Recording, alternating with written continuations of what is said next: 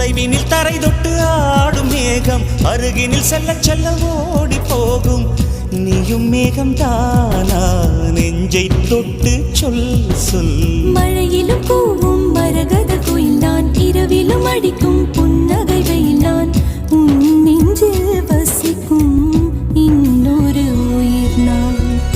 வெள்ளி மலரே வெள்ளி மலரே, நேற்று வரை நீ நெடுவனம் கண்டாய், ஒற்றை காலில் உயரத்தில் நின்றாய். மஞ்சள் மாலை மழையில் நனைந்தாய், சித்திரை மாதம் வெயிலும் சுமந்தாய். இத்தனை தவங்கள் ஏன் தான் செய்தாயோ?